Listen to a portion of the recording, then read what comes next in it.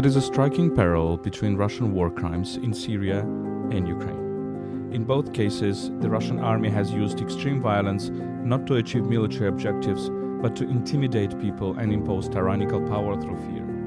Let's take a closer look at these parallels. You're listening to the Explaining Ukraine podcast.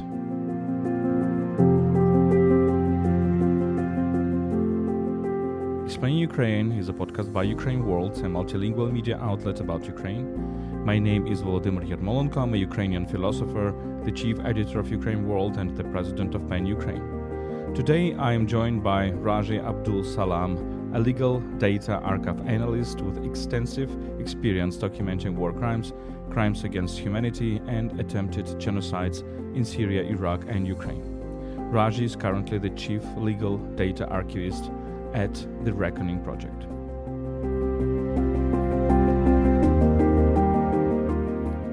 Before we dive in, I'd like to remind you that UkraineWorld is produced by Internews Ukraine, one of the country's largest media NGOs. If you'd like to support our work, you can join us on Patreon at patreon.com/UkraineWorld, where we offer exclusive content for our patrons. You can also help us fund volunteer trips to the front lines via PayPal at ukraine.resisting@gmail.com. You'll find these links in the description of this podcast.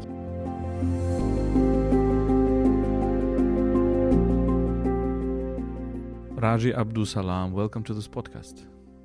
Thank you for inviting me.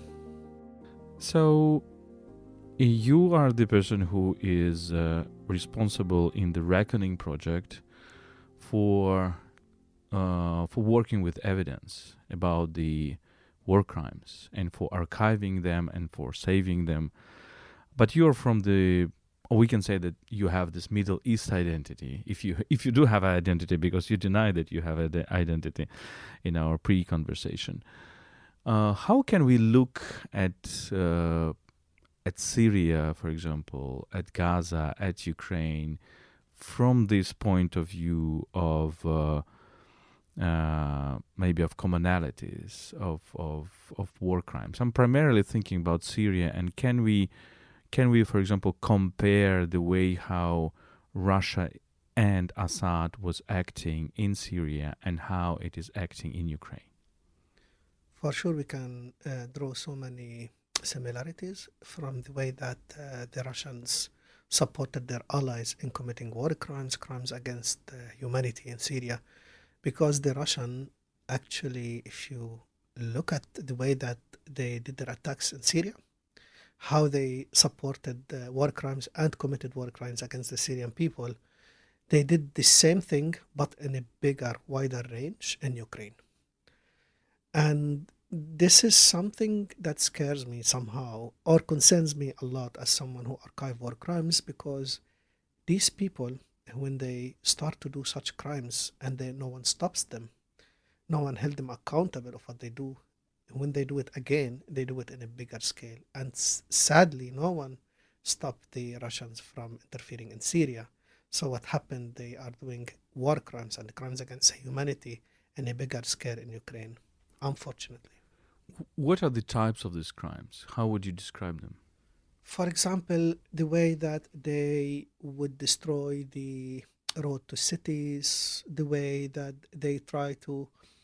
If you look at the war crimes that the Russians do, for example, they don't care about military merit. It's basically either for a certain vengeful attack or to subdue the population. And the way that the pattern sort itself. For example, it's not only they are torturing people, they are giving immunity to third soldier and sponsoring torturing people. Even if we talk about what they did in Syria, they did sponsor the regime to kill and torture people systematically, and they did the same in Ukraine. In Ukraine, when we were sorting the actual crimes, we say, maybe these are not war crimes. We were looking at it as maybe it's a misconduct that the soldiers are doing. And then you look at it and you look about, this is a torture, this is pillaging, this is extrajudicial killing. But you always see this soldier doing this action or this lieutenant doing this action. And then we looked at the actual value of that that war or that act itself, it has no military value most of the time. Then you see, okay, did the Russian do any disciplinary action against these soldiers? No. In most of the cases that the Reckoning Project did and work on Ukraine, especially when it comes to extrajudicial killing, indiscriminate attack, starving the population by destroying vital assets like electricity stations, food depots, and all these things, hospitals, for God's sake. If you look at all these attacks, it has no military merit most of the time. There's not even a military distinguishable target there. And they do it. So you look at, okay, if this is a misconduct and you look at their action, there's no disciplinary action in all our cases. So that leads that this action, even if it is not intended, even if it is pure carelessness, but we will talk about it later, you discover that it's not. What happened if this soldier did again and again looting, again extrajudicial killing, again indiscriminate attacks? So instead of having small misconducts, it changed something beyond war crimes. It started to be a widespread attack against a civilian population in Ukraine. And this is one of the most obvious elements of crime against the humanity. Then we look at the second really striking things in all our cases. Most of our cases, the Russians were hiding all their identity, their chevron, their symbols, and they would never show their faces. They would try to hide their identity. That means since day one, they are insisting on hiding their identity to escape impunity. That later, the Russian Duma created laws to sponsor such impunities and making sure that their soldier is not held accountable in other courts because of their action in Ukraine. This is how much the crimes that they are doing so severe and so intended. So it's not only a war crimes, it's crimes against the humanity, and they intended on it and they are sponsoring it against Ukrainian population. When I talked with one in this podcast, when I talked with one expert on Syria, the French professor Jean-Pierre Filiou, he told me that Syrians were saying to Ukrainian doctors that don't put the red crosses on your cars because Russians will rather target you because they target medical personnel, they target hospitals, as you say. Is that true? Is there a parallel between this? Russian thought, what we know that since the Russian interference in in Syria, the Syrian army started to do not only targeting cars that is protected under international law and Geneva treaties, but they basically started to do something even more worse. They started to do double tapping. Because if you look at the narrative from White Helmets and other organizations, and you look at the time of directly interfering in Syria, the double tapping wasn't that big. Basically, double tapping, what do you mean? It's just when you shell an object and then there are rescuers and then you shell again. Exactly. Basically, double tapping is one of the most heinous and unethical attack you could do. It's not only banned under international law, because you are targeting people who are doing like medical teams and these things, but also you are insisting on targeting them. So basically people or civil defense wants to come and help the people that they are being targeted, regardless if they are competent and non-competent. Because if they are injured, they are unable to be competent. So what happened is when these teams comes there, you target them again. So basically you are making sure that these people dies. And this is one of the things that the Syrian learned effectively and started to do way more after the Russian gave them support. So there is some kind of a correlation, if you want to say like this, that the Russian maybe taught them so many of their own techniques, because the Russian are famous from other conflicts of doing the same. And Russian did double tap not only civilian entities like neighborhood, but even hospitals in Ukraine and outside Ukraine. Yeah, we are facing this very, very regularly, and I have some acquaintances who were killed in this situation when they actually came to rescue those who were under the rubble after this. So basically, what you are saying is that Russians are not making this war against just an army. They're doing this war against civilians and to spread fear. Maybe. What is your perception?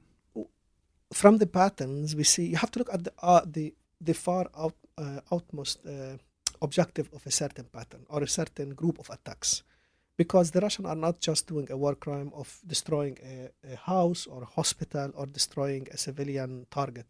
You have to say what is the result of destroying that entity, that institute, that hospital, that doctor. And what you discovered is the Russian has this wish of subduing the actual Ukrainian population. For that, they are making sure when their simplest chaotic attacks done by their soldier is widespread attack, and they protect them by impunities. When they go for targeting a certain areas, even in doing a certain military action, they make sure to they make sure to destroy as much as they can, to disrupt the life of civilian as much as they can. It's not about armies and destroying the support lines of armies. You know, Kramatorsk first attack, for example, it was designed. You mean at the attack on the railway station? Exactly, station attack. The first one, not the second one. Just to remind to our listeners, I think it was April 22. I think it was April, between end of March, early April, between March and April, if my So memory. there was a crowd of people waiting for evacuation train. Exactly. Hundreds of people on the railway station, and they just shelled this railway station, and about 50 or 60 people were killed on the spot. And there was a divine intervention, because the number would be go way more if weren't for divine intervention, because that attack was designed to harm individuals, civilians at that point, because the Kramatorsk train station was a civilian entity. They say, we saw during the early morning some train that was carrying some military logistic or military tanks or some kind of military tools. Okay, if you see the choice, if I want to have a military merit, I would use an ammunition that would be destroying the actual railways, and is good to destroy a tank that is being carried by a train or whatever metallic object there. The choice wasn't a metallic, wasn't an ammunition that can penetrate metal. It was a kind of small bomblets. The cluster munitions, right? Yes, it is kind of cluster attack, let's say. But because I don't have the expert degree to tell that this is a cluster weapon, I can share what I discovered through my analysis. And there was two attacks, two different kind of rockets. The first one hit the first side that is facing the actual entrance from the city side, away from the railways, and it exploded. And that was a direct rocket with a highly explosive fireball that hit, destroyed cars, created crazy sound, scaring the people. And after that, by less than 1 minute, there was another attack. It didn't have this big bomb. It was a series of small bomblets that targeted all the people that is on the uh, railways pavement. We call it Ziegel. I don't know. I forgot the name in English. It's like when you the railway, yeah. So basically, they were standing there, and the actual metal of the railway wasn't damaged, because this kind of bomb, if you look at it, it can smother. It's smothering the the uh, the seats, the wooden seats, it's smothered, but the actual floor was like very small. You find like very small, uh, uh, uh, like a tip inside. So, from the choice of such a bomb or such a weapon, this is designed to target civilians, not designed to target metallic objects. So, this is remove any intention for them to destroy the railways that they say that these people are using it to for any military merit, or to destroy the actual thing if it was there. There wasn't nothing there because we have the photos, we have the testimonies. There was nothing. So you can look at that. This has touched me deeply because I was reading the testimonies of kids, of adults, and I tell you why I said a divine intervention. Because when the first attack happened, people were going out. So what happened? They stuck on the doors. So basically, they couldn't go out. But if the people who could go out in that 1-2 minutes, it would never be 80% that got damage. It would be way higher. But most of the people when the attack happened, they stayed inside the station. They didn't go out. They went out way after. Yes, this is true and horrible. I remember talking to survivors of these attacks on Izum, on this first May Street building, and there were 52 people who were killed while they were in the basement, and it was a deliberate attack on the residential building with the huge bombs that basically even people who were in the basement in the bomb shelter did not survive. When you look at these war crimes in Ukraine, but maybe also you look at Syria as well, are there any kind of types of crimes that strike you the most? The torture, impunity by itself. The Syrian regime was always supporting their soldier to do impunities. They encourage them to create a war economy. They encourage them to take bribes. They encourage them to pillage and steal. And the Russian made sure to teach them the best way in doing it in large scale. How can we check that the Russians were actually teaching them this torture technique? Because you have to see the patterns emergence after the Russian came. And now, after Syria have a liberation, we will be able to access so many documents, and we will start to look at the actual documents, and then these things will not be any correlation anymore. It will be a certain fact. You can see that it's not only facts, but we started to. If you may allow me, I will go a little to what the Russia did in Chechnya. Yes. And if you look at the way that Grozny was destroyed, and the way that Syria was trying to destroy cities, and how fast and efficient the way that Aleppo destroyed and other places destroyed, you can see that the same tactics were used in these cities. And these tactics weren't available were not found before the Russian. And one of their major commanders got a title in Syria. We call him the Butcher of Aleppo. Because that guy, in a certain point, he also led the operation in Ukraine. And that guy was famous. Surovikin, yes. I think, yes. That guy destroyed the second biggest city in Syria very efficiently.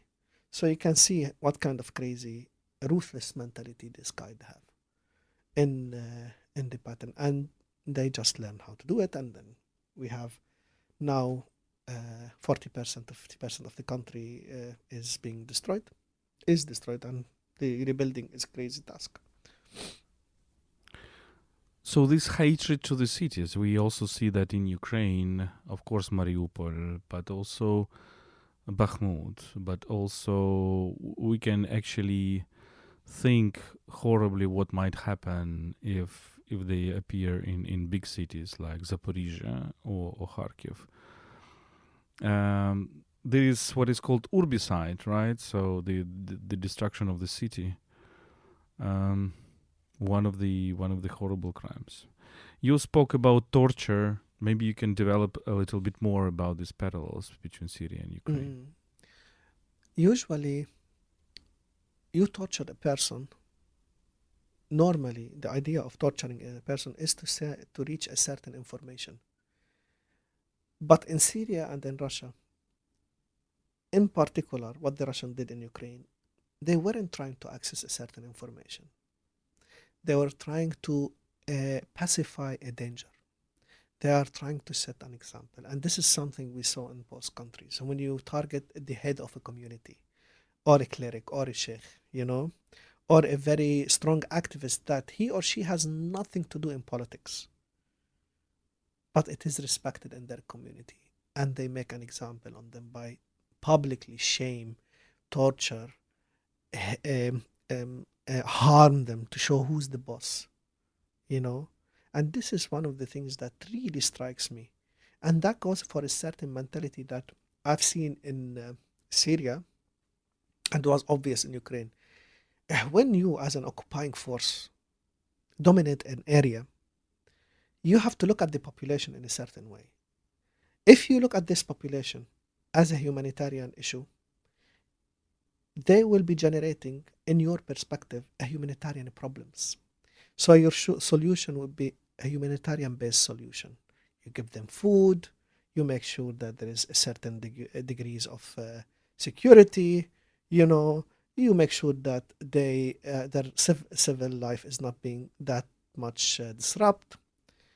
But what happened in both of these countries, especially in Ukraine, actually, the Russians didn't assume that this population is a humanitarian issue. They dealt with them as a security issue. So if you deal with a population as big as these cities as a security issue, you will perceive them as security problems. So your solution would be security-based solution.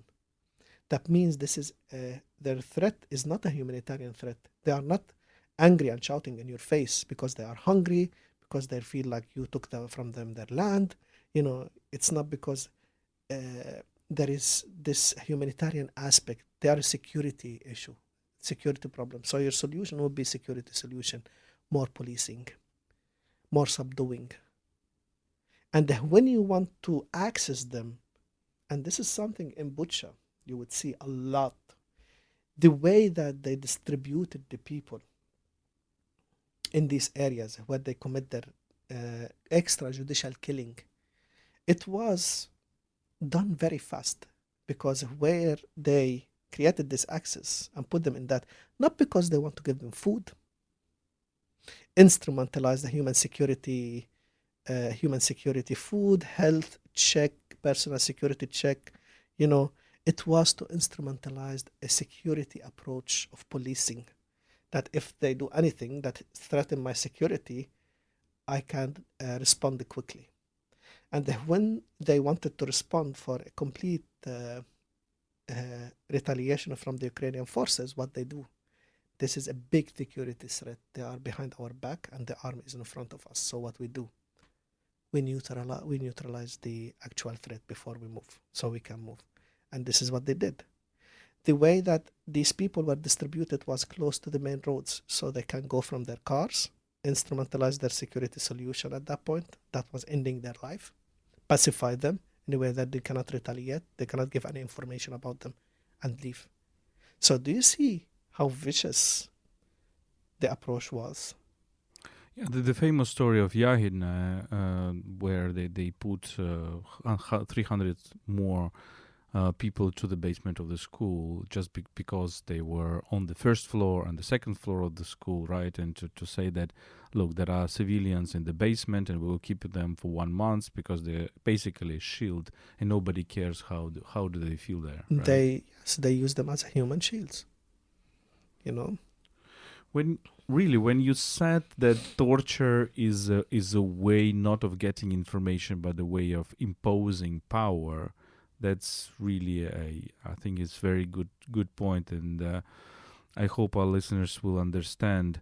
I remember interviewing one person who was tortured, and he said that look, when they connected me to a Ukrainian person from the village not far away from Kupiansk, he said that the Russians connected him to the current and tortured him with the electric current. But this procedure was called calling to Putin. Have you seen this? Yeah. Is it repeated? In many places. Really? And this is why we believe that these people are not individual attacks. We believe it is a way that they were taught. It's a culture. Yes. Culture of torturing Because people. if you say, I'm torturing you, and that means I'm calling to Putin, I put this direct link between Putin and you, and Putin is the boss, as you said.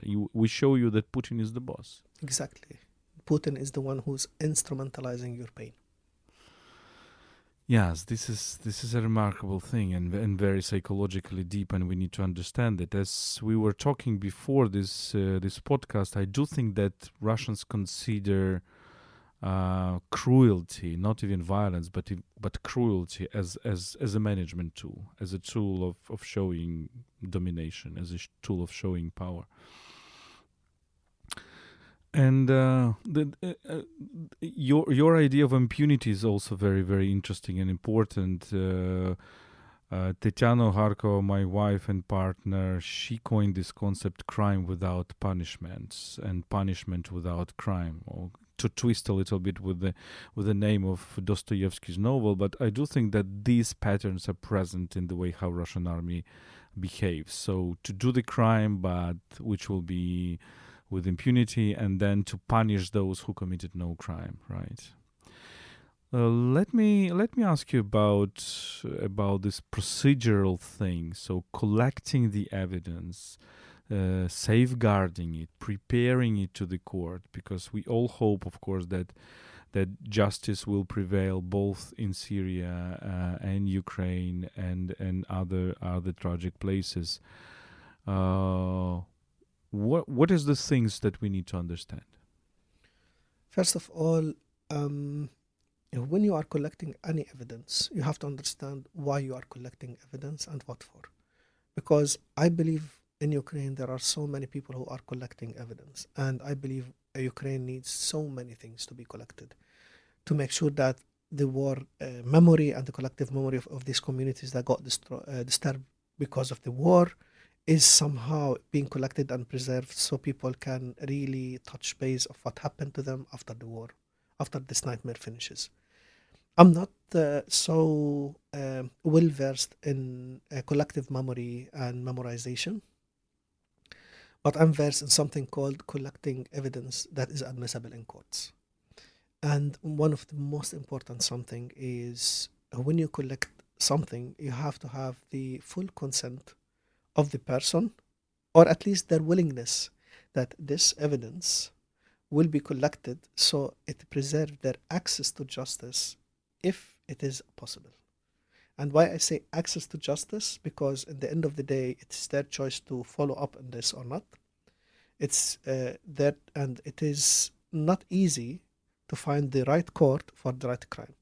For example, the only active, we tried so many venues, but the only active one that we could build a case now in Argentina. And it was very important for us because we wanted to make sure that the Latin America don't only be subjected for Russian misinformation and disinformation, you know. And we are trying to build more and more cases under universal jurisdiction. We have active cases, let's say, with the ICC. You mean a Reckoning Project, or it's a broader coalition? The Reckoning Project and our Ukrainian counterparts. Because you have to understand, everything is collected under the Reckoning Project is the property of Ukrainian people. And it will stay the property of Ukrainian people. And no one can change that. So whatever the Reckoning collect, it will be always in the end of the Ukrainian people to go for their own objectives. So we have to agree on that and respect that. So my job is to make sure that when we collect a testimony, a digitized testimony, that has a clear metadata. If we collect any whatsoever of an evidence, physical evidence, but in Ukraine we try to avoid that because we have to respect the Ukrainian sovereignty, and this is why it is a challenge, but it's an opportunity. It's actually make our life easier because instead of focusing on collecting DNA sample or ammunition sample or to look at destroyed walls and try to understand what happened and bring military expert, I focus on the actual human element, and to understand what happened to that human element. Because if you want to build a legal case, you cannot build a legal case with the supportive evidence that is a video or a photo. You need a human person, a human figure, comes and testify to be able to create a criminal complaint. So my job to make sure that everything we collect is under the CCC. And the CCC, basically, it's a methodology that is start with correct, concrete, coherent.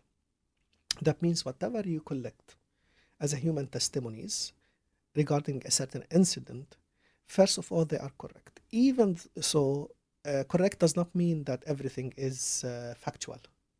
Correct means whatever the actual witness say, I have to record. And in the end, as a researcher, I would write my impressions. The researcher is showing mental integrity problems. That means maybe they are traumatized. So I have to stop in a certain point. Maybe physically they have problems. Maybe they were like so unfocused. Maybe I believe that I think he's lying or there's something of the details not right, And after that has happened, we create from that transcript something called the summary. And the summary is the second C comes to play. And it's the concrete, where we remove every factual, every something that is unrelated to the actual story, and we focus on the facts and the chronology of the events via the chronology of time. And the third one is the coherency, where we cross investigate all the testimonies related to that case to make sure that they are coherent, so we understand the actual incident. So our legal team can create their own legal evaluation and legal theory that later, when they find the best court, they create the criminal complaint for that court. I cannot even imagine how many cases we need to build to put all the people who are responsible for war crimes to courts. So there will be obviously many situations, many cases who would probably not be brought to court. What you focus upon, how to choose that the case that, for example, you built. And maybe you can give this example of the case in Argentina. What is that and why you chose that? Okay. The choice came from the legal team after reviewing all the cases that we have and in discussion with the Ukrainian jurisdiction, because we cannot create any criminal complaint for a case that is open in Ukraine, because they call it double proceeding or double jeopardy. Double jeopardy is different than double proceedings. Double proceeding is you cannot charge the same crime in different courts. So we have to make sure that we have a full open support from the Ukrainian government about that specific case. And the second thing is the willingness of the witness to pursue that. And the witness was so willing to pursue. And one of the, let's say, it's not politically correct what I say, but one of the easiest cases to follow up is the torture cases. Why? Because the actual witness has a direct violence administrated. In that case, it's a direct brutality administrated against the witness. And what happened is the witness saw the actual perpetrator. The witness identified the actual perpetrator. And then we started to find which is the best venue to do that. So there was also other partners working in building cases in Germany and in other states. And the actual states, starting to, like European states, are part of the sanction and embargo against Russia. But we wanted to make sure that we can fight the Russian misinformation and the domination, the information domination and propaganda that they are doing in Latin America. So we have two targets, either Latin America or Africa, South Africa countries, West and Middle and South African countries, because also the Russian are very active there. So when our legal team was doing their own legal uh, evaluation, we found, to best of our resources, safety of the witnesses, and the possibility of pushing further for a successful criminal complaint was Argentina. So we started in Argentina. Also, we have to respect our Ukrainian counterparts and colleagues that have an amazing resilience, and I'm so proud of them in that, because there was discussion with them, and then we decided that we'll go to Argentina. My job is to make sure every piece of evidence we had, my legal team have the confidence of what is collected. They have the confidence in building a strong criminal complaint and to counter any argument that the Russian would say. When you look into the future, we understand that the legal process is very, very long. It can take decades and years and decades.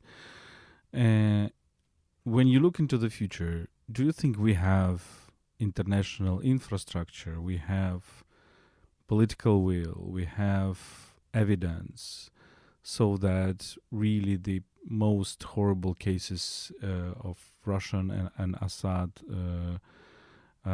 war crimes in Syria and Russian crimes in Ukraine are really brought to justice? My job is not to believe. My job is to work. And when you have an amazing group of people in both countries, that gives you so much strength. How could I not do my best to find and keep and preserve the access of the people to access justice? My job is not to build legal cases, is to make sure that the access for justice and accountability for Ukrainians and Syrians is always preserved. Maybe in 10 years, in 20 years, in 100 years. But my job is to preserve it. Justice will come. Maybe my last question. When Ukrainians perceive the news about the fall of the Assad regime, of course, the major mood was that, look, tyrants are very long to build their horrible empires, but very fast to fall. And Putin will be the next. Do you share this hope? I know that he will go away. You know, these people, they are into a self-destruct, paranoid journey. And in a certain point, you will be so intoxicated by your power, you just destroy yourself. And Assad, he falls so fast because he was so intoxicated by everything he did. His own people started to suffer from his own supporters. Like, he has to lie to his own army, his own leadership when he escaped to Syria because he didn't trust them. And Putin is going in the same way. Look how he's juggling between all his military ranks, all his people, all his plans. You know, the brutality is still there, but the trust that if you are brutal to everyone, in the end you will start to be brutal for your own people, because brutality is so normalized and internalized in your own existence. So it comes to you naturally to kill anyone but yourself. You know, and we saw so many examples how he's treating his own people, the people who would resist, the people who are even not resisting, and how brutal. Even his own soldiers, he's sacrificing his own soldiers without any Chernobyl, pity. yes. I didn't talk about that. In Chernobyl, his leadership, they were digging trenches in an area that he and his leadership knows very well is highly radioactive. Most of these soldiers, I doubt any of them is alive after being digging trenches and staying in the ground for I don't know how many days and weeks. You know, he does not care, and people started to notice that he does not care for them. Yes, I think the empires and tyrannies have the end. Maybe this end does not seem very close, and really, it's very important that we escape this reality of crime without punishment and punishment without crime that these tyrants try to build. Raji Abdul Salam, thank you so much for this conversation. Thank you for giving me the space.